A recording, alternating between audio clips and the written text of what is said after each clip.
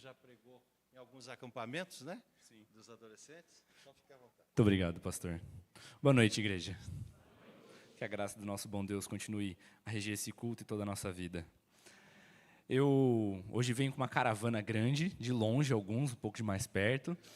Para quem não me conhece, eu sou o Henrique, eu sou evangelista em Ubiratã. Ela fica uma cidadezinha muito grande, uma megalópole de 30 mil habitantes, que é mais ou menos o que cabe em metade do trem aqui em São Paulo. Né? Então, é uma cidade bem pequenininha, no interior do Paraná, fica a 800 quilômetros daqui, então nos escondemos bem longe daqui. Alguns irmãos me conhecem, outros não, mas acho que a minha esposa é mais conhecida. Vou pedir para ficar de pé, por gentileza, está acordada ainda criança? Então, está aí a Raíssa, filha dessa igreja. Esse é o Diego, meu filho. E aí, do lado deles ali tem a minha cunhada, o meu irmão, o João e a Sara. Pode ficar de pé também, vocês vieram de caravana, vocês vão ter que ficar de pé, né? Exatamente. Muito obrigado. Podem sentar. Ali do lado, escondida ali do lado, tem a Débora. Dá um tchauzinho aí, Débora. Débora é uma grande irmã lá do Ibel, um grande amigo nosso. Daniel fugiu? Cadê o Daniel? Ah, está do outro lado ali com a criança também, então glória a Deus ali pelo Daniel. Também evangelista em Nova Ponte, Minas Gerais. Também um grande evangelista, bênção. Seria melhor se ele estivesse pregando, mas aprove ao Senhor que fosse eu nessa noite. Também tem um amigo japonês, né? Meu amigo Kenji, fica de pé também, vem direto da igreja da Lapa, bênção também aqui com a gente. Então foi toda essa caravana que eu trouxe. De mais longe eu trouxe minha esposa, de um pouco menos longe foi o Daniel e Débora, que estão também de férias, indo a Santa Catarina, e aprove ao Senhor que eles estivessem aqui com a gente hoje. Meu irmão continua morando em São Paulo e congrega na igreja da Lapa, presbiteriana da Lapa, junto com o Kenji, Guilherme Kenji, de lá. Então é um prazer estar sempre com os irmãos e vejo que tem alguns rostos muito conhecidos, né, que eu já vejo com certa frequência há muitos anos. Outros rostos diferentes que eu nunca tinha visto, então prazer conhecê-los também. Algumas coisas mudam na igreja, eu vi os ar-condicionados novos, bênção, equipamento de transmissão, bênção. É muito bom ver que a igreja tem crescido, tem se desenvolvido, tem mudado as coisas. E vão passando os anos, a gente quer mudar, quer transformar as coisas. Agora, na virada de ano, tudo novo, vida nova, mudanças. Esse é o lema, né?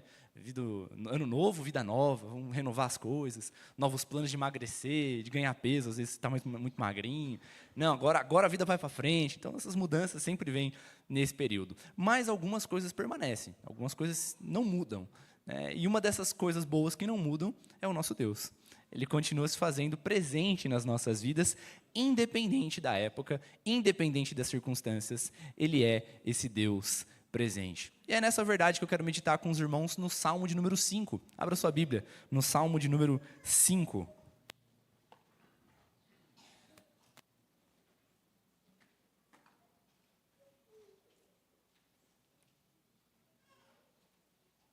Nós vamos fazer a leitura completa do Salmo. Talvez a minha versão esteja um pouco diferente, eu costumo utilizar a NVI na minha leitura. Espero que os irmãos possam notar as diferenças, mas compreender. Salmo de número 5, e vem um outro detalhe também, que não é um problema da galera da mídia ali, das imagens. Você não vai conseguir ler o Salmo inteiro se você estiver só aqui com a projeção. Então fica aqui o meu desejo de que você traga a sua Bíblia e veja na sua Bíblia que o Salmo começa antes do que a projeção está colocando. Aí eles estão tentando pensar ali, o que dá para fazer agora? Não dá para fazer nada, agora não dá para fazer nada. Mas os Salmos, boa parte deles tem alguns títulos que antecedem o que as projeções normalmente colocam. Então fala às vezes sobre o autor, sobre as condições, e esse salmo começa um pouco antes dizendo, para o mestre de música, para flautas, salmo davídico. Então aqui nós já temos algumas informações, é um salmo de Davi. Prossigamos na leitura. Escuta, Senhor, as minhas palavras, considera o meu gemer, atenta para o meu grito de socorro, meu rei e Deus meu, pois é a ti que imploro. De manhã, ouve, Senhor, o meu clamor. De manhã te apresento a minha oração e aguardo com esperança. Tu não és um Deus que tenha prazer na injustiça. Contigo o mal não pode habitar. Os arrogantes não são aceitos na tua presença. Odeia todos os que praticam o mal. Destróis os mentirosos, os assassinos e os traiçoeiros. O Senhor detesta. Eu, porém, pelo teu grande amor, entrarei em tua casa. Com temor me inclinarei para o teu santo templo. Conduz-me, Senhor, na tua justiça, por causa dos meus inimigos. Aplana o teu caminho diante de mim. Em seus lábios não há palavra confiável. A mente dele só trama destruição. A garganta é um túmulo aberto, com a língua enganam sutilmente. Condena-os, ó Deus. Caiam eles por suas próprias maquinações. Expulsa-os por causa dos seus muitos crimes, pois se rebelaram contra ti. Alegrem-se, porém, todos os que se refugiam em ti. Cantem sempre de alegria. Estende sobre eles a tua proteção. Em ti exultem os que amam o teu nome. Pois tu, Senhor, abençoas o justo. O teu favor o protege como um escudo. Vamos orar mais uma vez? Senhor Deus, a tua palavra foi lida e muitas vezes entendemos ela de pronto. Alguns versículos nos encontram de forma providencial e alcançam o nosso coração e transformam muitas vezes as nossas vidas. Por vezes não entendemos com clareza ou queremos compreender com mais profundidade das tuas escrituras e por isso a meditação da tua palavra, a explicação da tua palavra, a pregação da tua palavra tem essa função, Pai, e que ela possa ser cumprida nessa noite. Que eu possa explanar aquilo que o Senhor tem falado ao meu coração, aquilo que o Senhor tem exposto nas tuas escrituras. Me livra de todo erro, de tudo aquilo que vem do meu coração pecador e coloque em meus lábios somente aquilo que vem de ti. E que os corações, Pai, dessas pessoas também possam receber essa boa palavra. Que o Teu Santo Espírito esteja conosco, conduzindo todo esse momento, nos livrando de distrações, nos livrando de confusões, mas que tudo aquilo que vier do Senhor possa encontrar lugar em nossas vidas, nos nossos corações, nas nossas mentes. Abençoe esse momento tão santo, Pai. Em nome de Jesus. Amém.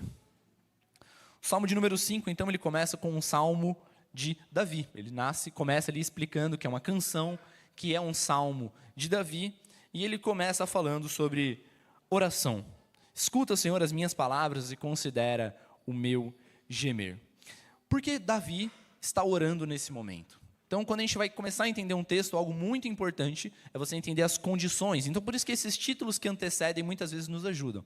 Nesse salmo em específico, ele não fala qual é especificamente a condição que Davi está vivendo. Porém, ele vem de uma sequência de salmos que fala sobre um momento de aperto, de desespero, de angústia de Davi. Ele estava sendo perseguido pelo seu próprio filho, Absalão, que tentava tomar o trono de Davi. Então, o Salmo de número 3 é um pedido de oração ao Senhor para que ele ajude Davi nesse momento de angústia. O Salmo de número 4, mais uma vez, um pedido de socorro ao Senhor no momento de aflição. E o Salmo de número 5, um pedido de ajuda em meio à aflição.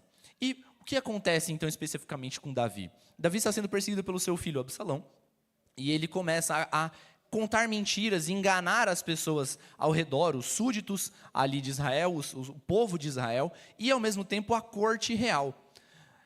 Absalão conta o livro de Samuel, o livro dos reis, que Absalão ele ia à porta da cidade, onde as pessoas se achegavam então para ir conversar com o rei, e aí Absalão abordava as pessoas e falava, escuta, você está indo conversar com o rei, está indo fazer um pedido a ele, precisando de algo? Ah, sim, não, é exatamente o que eu vim fazer, Absalão, eu vim conversar com o rei, porque eu preciso da ajuda dele. Ah, então, meu querido. Absalão respondia, bom, eu acho que você não vai conseguir, porque Davi está muito ocupado, ele tem se distanciado um pouco do povo. Então ele começa a contar mentiras sobre Davi e fala, não, vem comigo, porque eu vou te ajudar. Eu agora estou tomando as dores do povo, porque meu pai, sabe, não está muito bem. Então agora, você pode contar comigo. Eu sou agora o seu novo rei, pode pensar assim. E ele então começa a enganar o povo nesse processo.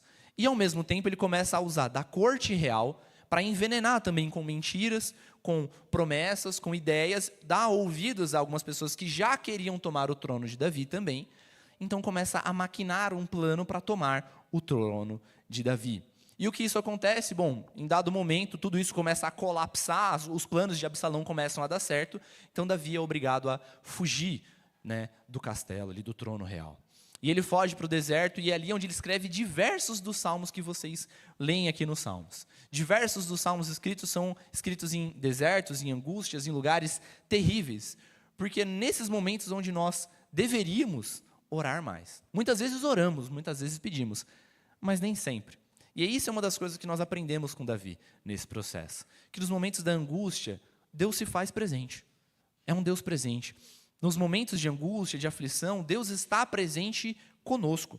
Então, apesar das circunstâncias, Deus está presente e Ele escuta os nossos clamores. Então, o primeiro ponto é exatamente isso. Deus é um Deus presente e escuta os nossos clamores. E é bonito como Davi coloca: escuta, Senhor, as minhas palavras, considera o meu gemer. Interessantemente, nós lemos um salmo na liturgia que fala sobre como gememos muitas vezes diante do Senhor. As nossas orações, às vezes, são angustiadas. Passamos por problemas. Eu não sei como foi o seu ano de 2025, mas eu tenho certeza que você quer que o seu ano de 2026 seja melhor. Mas talvez não seja, sejamos sinceros, a gente não pode determinar esse tipo de coisa. Mas eu tenho plena certeza que o Senhor estará presente com você e Ele ouvirá os seus gemidos. Hoje pela manhã, estive pregando na igreja de Osasco e ouvi o pastor Edinaldo, pastor da igreja de Osasco, comentando que, aparentemente, acho que um irmão ou alguém conhecido da igreja atentou contra a própria vida, né? Fez uma tentativa de suicídio. E me veio ao coração essa situação de como muitas vezes, em meio às nossas dores, não temos mais palavras para orar. Muitas vezes temos dificuldade de orar porque a nossa angústia é tão grande que nós já não conseguimos colocar em palavras. E às vezes por não termos palavras bonitas para orarmos, falando, não, vou deixar essa oração de lado. Não é hora de orar porque, bom, já orei uma vez e isso não se resolveu. Mas veja, Davi escreve vários salmos falando sobre a mesma dor, e ele coloca muitas vezes em lindas palavras as suas dores, em outros momentos não. Em outros momentos ele é extremamente sucinto. Em dado momento ele fala, Senhor, escuta o meu gemido. Já não há palavras que expressem a minha dor. E ainda assim o Senhor ouve. A boa notícia é que o Senhor é presente e ouve o nosso gemido.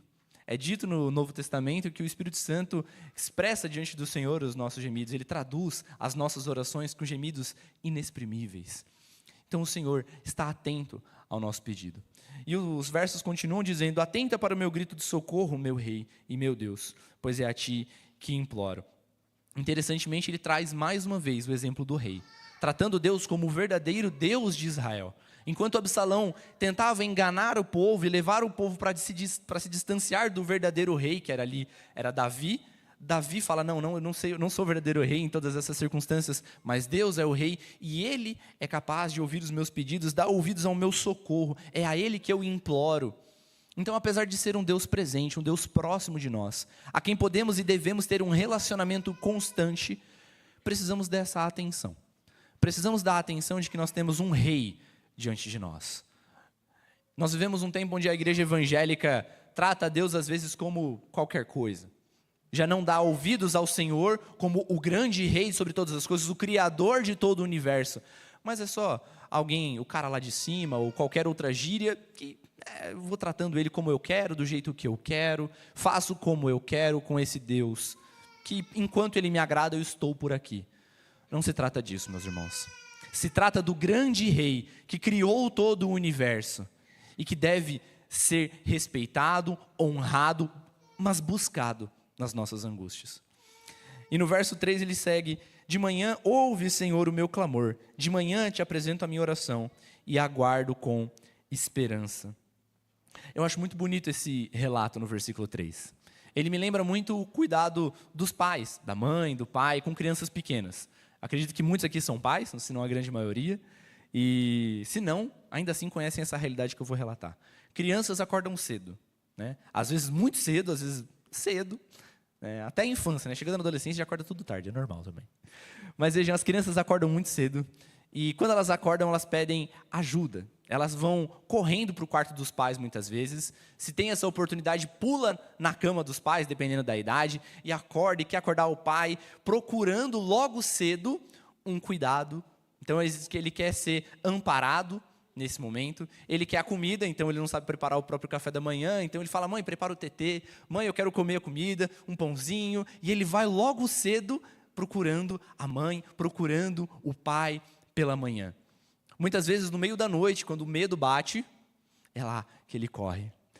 Não muda muito quando a criança tem apenas 8 meses de idade, como meu filho. Ele acorda na madrugada, na caminha dele, e ele chora fortemente, porque ele quer o amparo da mãe dele, do pai dele, ele quer o colo, ele quer o cuidado.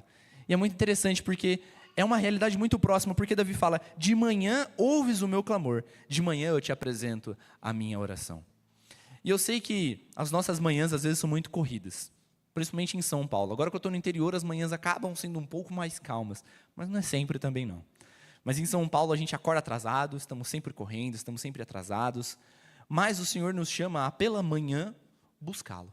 Davi fala que a primeira coisa que ele busca é o Senhor. E sendo muito sincero, aquilo que nós buscamos pela manhã reflete aquilo que mais desejamos. Eu sei que a gente acorda muitas vezes com o despertador do celular, e aí a gente coloca na soneca e fica mais 15 minutos, e é aí que a gente se atrasa.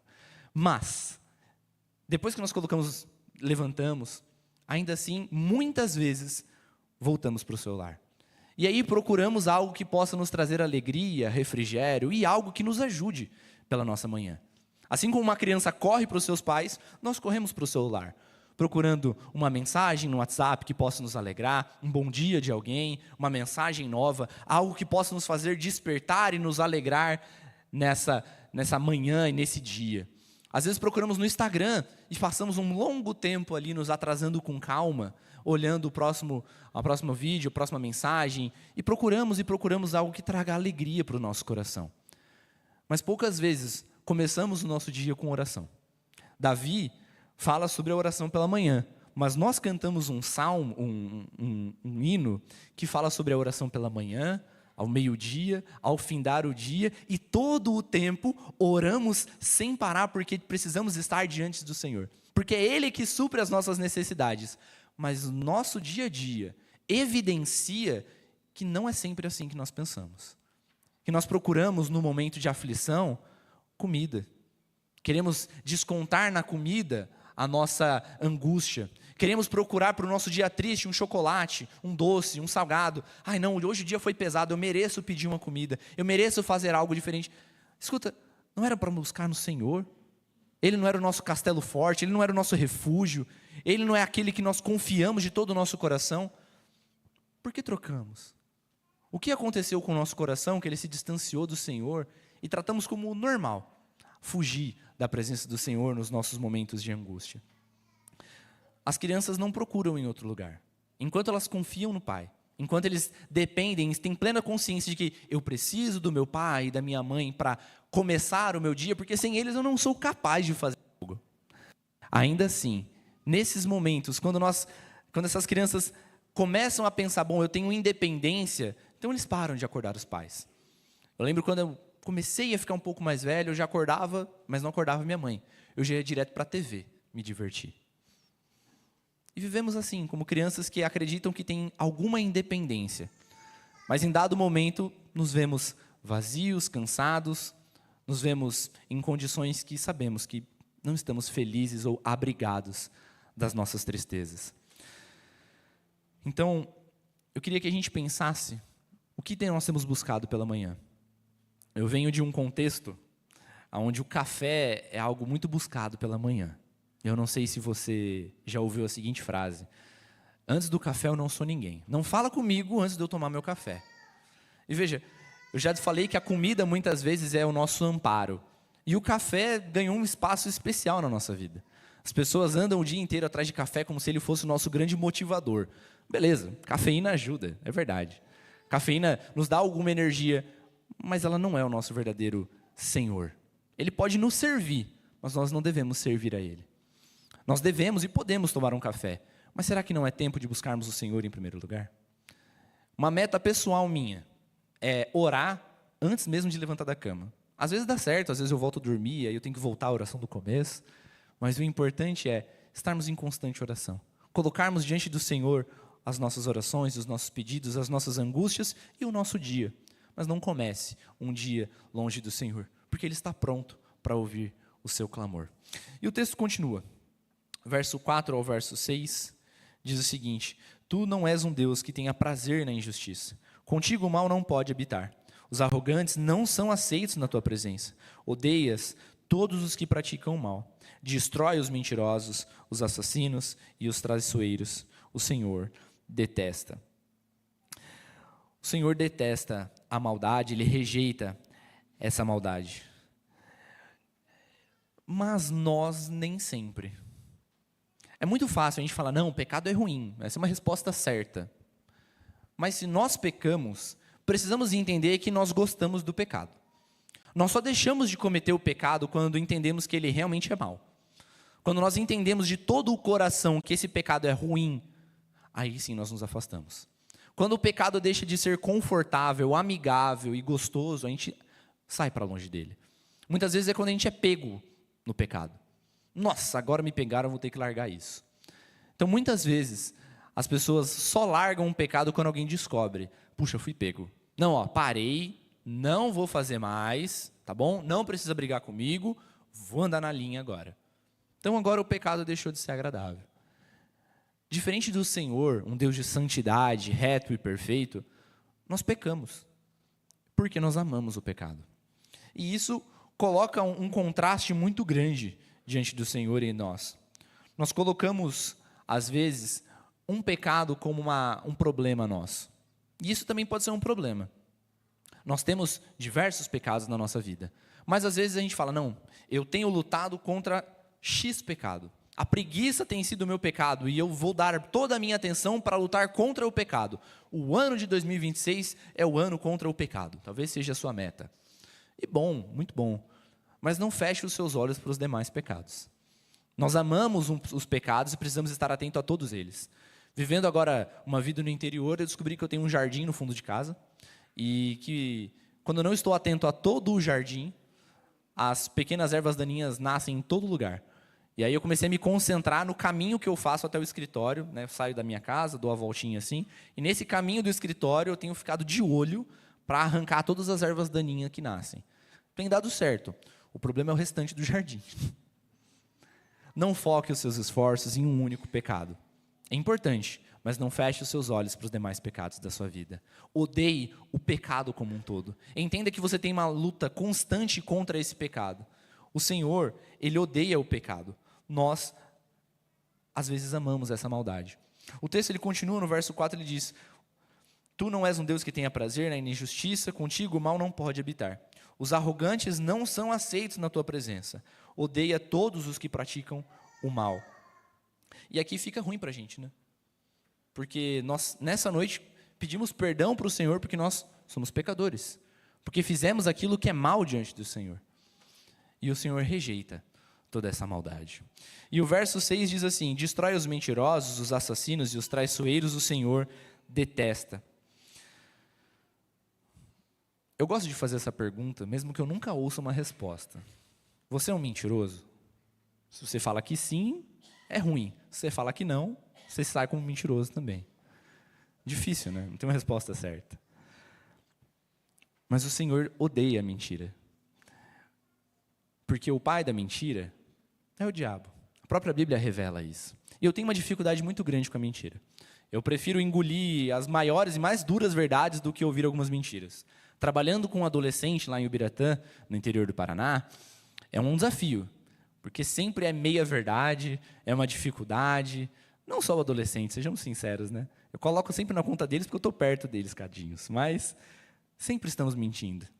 E eu falei para eles, olha, me conta a mais dura verdade que tiver para acontecendo com você, mas não mente, porque quando eu descobrir vai ser pior, vai ser chato, é pior para você. Mas a gente sente o bom gosto da mentira. Nós estamos prontos para mentir. A gente se atrasou porque acordou atrasado, a gente se atrasou para o trabalho, se atrasou para a escola, qualquer coisa do tipo, a gente anda atrasado. E aí a gente fala, não, foi porque as crianças em casa deram trabalho, não, porque estava muito trânsito. É mentira, você só não queria parecer feio diante do seu chefe, diante do seu professor, e para se livrar desse peso, você mentiu. Mas, Henrique, tem tanto problema assim? Tem, é mentira. Toda mentira é uma mentira, todo pecado é um pecado, mas nós não levamos o pecado como o Senhor leva a sério. O Senhor rejeita o pecado, a mentira, a maldade, mas nós levamos aquilo tudo da forma que vai, e a gente acha que está tudo bem.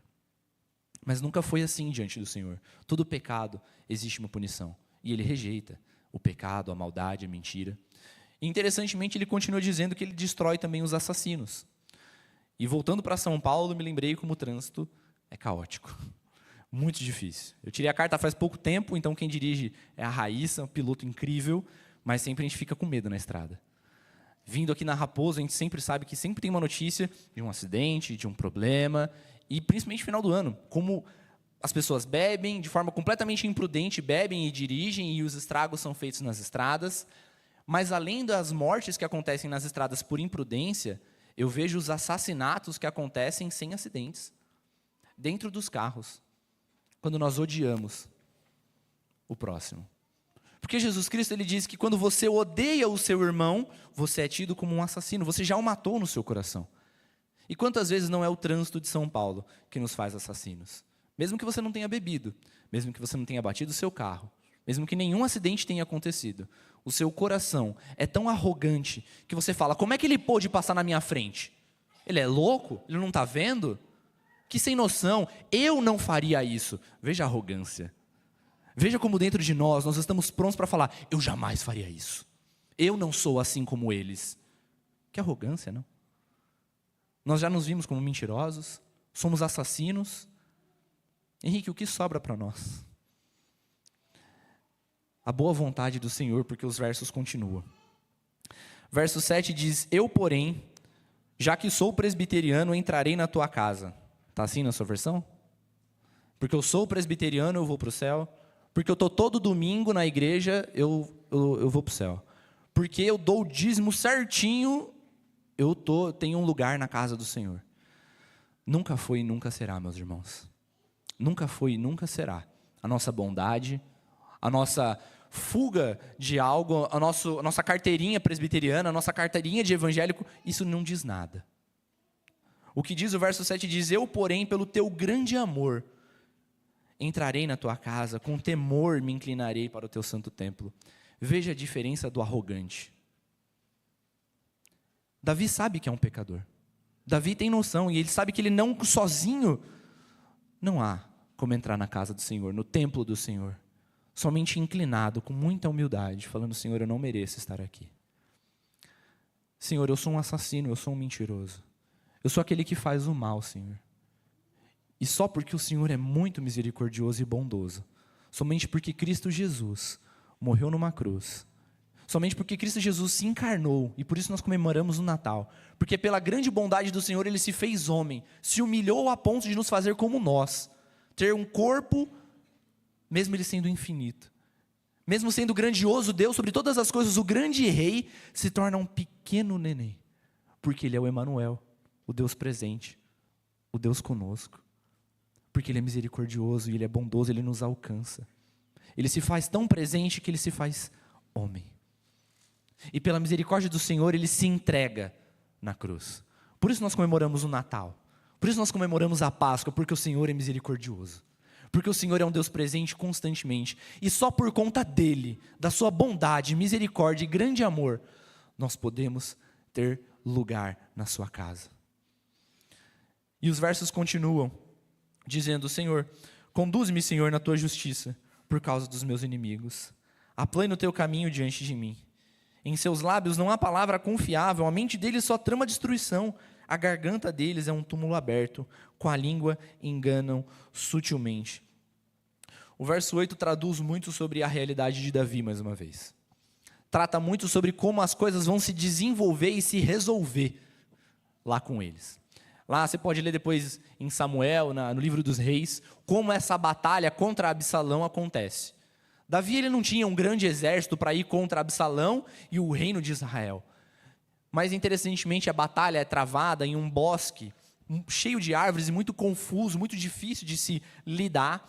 E o texto bíblico diz que mais homens morreram pela confusão do bosque do que realmente pelas espadas e pela batalha que se deu. Interessantemente, é isso que o versículo 8 diz, versículo 9, em seus lábios não há palavra confiável, a mente dele só trama destruição. Perdão, irmãos, versículo 8. Senhor, conduz-me na tua justiça por causa dos meus inimigos, aplane o teu caminho diante de mim. Então Davi deseja andar em um caminho reto, justo, limpo. Verso 9, em seus lábios não há palavra confiável, em sua mente só trama destruição, a garganta deles é um túmulo aberto, com a língua enganam sutilmente. Verso 10, condena-os, ó Deus, caiam ele por suas próprias maquinações, expulsa-os por causa dos seus muitos crimes, pois se rebelaram contra ti. Foi o próprio plano de Absalão que fez com que ele morresse. Foi o próprio plano daquele exército que fez com que ele caísse. Foi o próprio ódio contra o Senhor que nos fez cair. Foi a própria mentira que nos fez cair. A nossa própria língua nos leva para longe do Senhor. Então, eu sei que muitas vezes queremos nos colocar na pele de Davi, como alguém que busca perfeitamente o Senhor. Mas Davi relata que nós somos inimigos de Deus, que nós somos aqueles que maquinam o mal e que caem pelos seus próprios erros. E é triste, porque a oração é porque eles se rebelaram não contra Davi. A oração não é porque ele quer vingança. Davi fala, não, o reino é meu e eu desejo voltar a este trono. Não. Senhor, castiga eles porque eles vão contra o Senhor. Davi não é um homem rancoroso e vingativo. E diferentemente de como eu vivo, buscando vingança, justiça com as nossas próprias mãos, nós não descansamos no Senhor. Nós não confiamos que o Senhor guia e protege o seu povo. Nós não confiamos que o Senhor ouve o clamor e que atende no seu tempo e da sua forma. Nós queremos fazer justiça com as próprias mãos.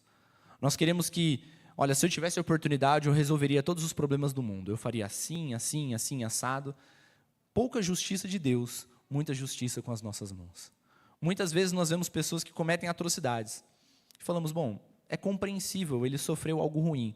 Sim, mas ele não tem o poder de ser justo quando o seu coração é cheio de vingança.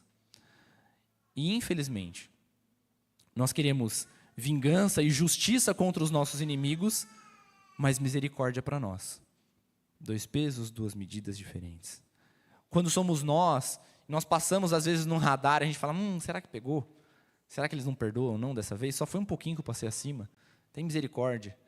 Né? Será que passa? Um guarda nos para, você fala, você sabe que o farol seu ali tá queimado, né? Ô, seu guarda, mas libera a gente aí, foi só dessa vez, queimou agora, eu nem vi. Você sabe que está há 3 meses queimado já. Mas você fala, meu Deus, não, perdoa aí, meu guarda. Mas quando é um criminoso que fez algo ruim, realmente, a gente vê e fala, tem que prender mesmo, tem que matar. Justiça, derrama a ira, Senhor. Acaba com eles. Entende como a nossa justiça é desequilibrada? Como buscamos mais vingança do que realmente justiça? Como nós temos uma justiça diferente do Senhor, que odeia todo o pecado, mas ao mesmo tempo é o Deus de misericórdia que estende a mão? E nós somos chamados a ser o povo do Senhor, os filhos do Senhor, que falam sobre o amor e sobre a misericórdia desse bom Deus, que nos alcançou, apesar de quem nós somos. Deus é presente, guia e protege o seu povo. Não precisamos andar rebeldes, falando, não, eu preciso resolver com as minhas próprias mãos. Existe justiça para punir o povo. Existe a polícia, por mais que às vezes ela não seja perfeita. Existe um governo, que também não é perfeito, mas o Senhor colocou eles ali, para comandar o povo conforme a sua vontade. O Senhor usa da polícia e do governo para fazer a sua vontade. Muitas vezes Ele quer que o povo prospere, então Ele coloca um bom rei. Muitas vezes Ele quer que o povo sinta uma mão pesada, então Ele coloca um rei mau. Sempre aconteceu assim ao longo da história do povo de Deus. Não mudou até hoje. O Senhor continua guiando o seu povo, continua guiando a sua vida. O Senhor continua tendo misericórdia do seu povo. E esse é o ponto que eu gostaria de ler mais uma vez. Versículos 11 ao 12. Alegrem-se, porém, todos os que se refugiam em ti. Cantem sempre de alegria. Estende sobre eles a sua proteção. Em ti exultem os que amam o teu nome. Pois tu, Senhor, abençoas o justo. O teu favor o protege como um escudo. Talvez 2026 seja um ano incrível para você. E você vai ter motivo de sobra para se alegrar. 2025 foi um bom ano para mim. Meu filho nasceu, eu fiquei feliz. Mas muita coisa começou a dar errado até que ele viesse. Talvez 2026 seja um ano mais tranquilo ou não. Mas não é independente das circunstâncias que você vai ser alegre ou não. O texto do versículo 11 diz, alegrem-se, porém, todos os que se refugiam em ti. Cantem sempre de alegria. Estende sobre eles a tua proteção. Em ti exultem os que amam o teu nome. Eu não gostaria que você tratasse a sua alegria como algo circunstancial. Que 2026 seja um bom ano porque as coisas deram certo. Porque você foi promovido, porque a empresa foi para frente, porque seu filho nasceu, porque tudo caminha bem. Eu quero que você se alegre no Senhor porque você tem plena certeza de que o Senhor está presente na sua vida. De que Ele ouve as suas petições, que Ele ouve o seu clamor e que esse Ele coloca como um escudo diante de você. Mas que quando as circunstâncias não são positivas, ainda assim o Senhor está cuidando de você. Existe uma frase de um grande pregador que ele fala, quando Deus nos faz sangrar, não é um ataque, mas um resgate. Então, mesmo quando a gente sangra, ainda assim é uma boa ação do Senhor para nos resgatar, para nos trazer para perto. Então, ainda que as circunstâncias não sejam perfeitas para você, que você possa se alegrar no Senhor, porque Ele se faz como escudo diante de você. Porque quando éramos para sermos lançados ao fogo do inferno, Ele teve misericórdia de nós. E o único que era justo, que merecia ser protegido porque Ele era santo e perfeito, foi colocado numa cruz. Aquele que era o único que deveria ser protegido porque Ele era o próprio Deus, encarnado, sem pecado algum, foi colocado no madeiro. Aquele que deveria ser protegido, todos gritavam: crucifica. Queremos justiça, Ele é mau. E um dia gritavam: hosana nas maiores alturas, porque esse é o rei de Israel. No outro dia, alguns dias depois, gritavam: crucifica. Nós somos os mentirosos.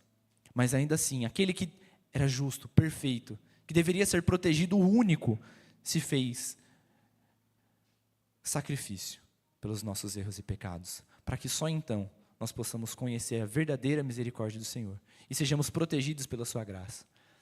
E eu não gostaria que o seu ano fosse medido por pequenas metas de progresso em dieta, dinheiro, ou até a sua leitura bíblica. Eu não gostaria que Jesus fosse para você uma tarefa a ser dada. Ah não, eu já li a Bíblia hoje, já fiz a minha oraçãozinha rápida aqui, check. O verso 11 finaliza, diz: em ti exultem os que amam o teu nome. Amar ao Senhor é a grande chave. Relacionamento com o Senhor é o que pode transformar a sua e a minha vida. Um relacionamento não é medido por uma pequena parte do tempo sendo reservada, mas a sua vida sendo guiada. Você não tira 15 minutos por dia para falar com quem você ama, dentro da sua casa, com a sua namorada que está fora, com seus grandes amigos. Você não fala: não, eu só preciso de 15 minutinhos por dia aqui para que meu relacionamento esteja bem. É necessário um relacionamento com esse Deus, esse anseio por buscar o Senhor. Que os hinos que nós cantamos nessa noite não sejam uma mentira da boca para fora, mas que possamos orar pela manhã, pela tarde, ao longo do nosso dia e sem cessar, em todo instante, buscando a graça do Senhor. E que a gente possa, não só em 2026, mas pela toda a eternidade, ter a plena certeza de que o Senhor se faz presente e que um dia estaremos na perfeita presença do grande Deus, porque Ele nos perdoou na sua misericórdia. Vamos orar? Fique de pé para que a gente possa orar junto.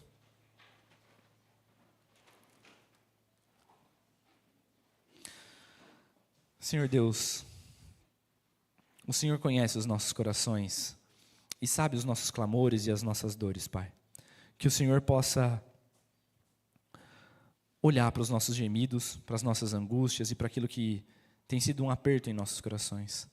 Que as nossas orações cheguem ao Senhor de forma perfeita, porque muitas vezes não temos o que dizer. Mas que o Senhor se faça presente em nossas vidas, como o Senhor já tem feito. Mas que nós andemos atentos à Tua boa mão cuidando de nós. Não permita, Pai, que nós continuamos amando o pecado, amando as mentiras, amando o assassinato, amando aquilo que o Senhor odeia. Nos ajuda a sermos semelhantes ao Teu Filho Jesus Cristo, porque Ele morreu pelos nossos pecados e pela Tua misericórdia, pela vida dEle, pelo sacrifício dEle, nós temos salvação. Pai, que o Senhor possa transformar as nossas vidas por essa misericórdia. Que possamos sair daqui diferentes, que tenhamos um ano diferente, não porque o ano mudou, porque as circunstâncias mudaram, mas porque o Senhor é presente em todo o tempo e é capaz de transformar inimigos do Senhor em amigos. É capaz de restaurar, Pai, a graça do Senhor em nossos corações. E, Pai, se alguém aqui ainda não teve um encontro pleno com o Senhor, se alguém aqui ainda não conhece e deseja o Senhor de forma tão ardente, se ele ainda não buscou o Senhor com todo o coração, que ele possa encontrar. E, Pai, aqueles que andam desanimados, aqueles que têm tido um relacionamento tão frio com o Senhor que não sabem mais o que é amar, já não veem mais a presença do Senhor constante, que eles possam ver mais uma vez, que eles possam ver a Tua misericórdia e, Pai, restaurar os seus corações, restaurar, Pai, essa comunhão com o Senhor, e que esse amor e que esse relacionamento possa se estender de hoje para todo sempre na Tua presença plena nos céus eternos. Que o Senhor possa guiar as nossas vidas e se fazer presente. Em nome de Jesus. Amém. Pastor?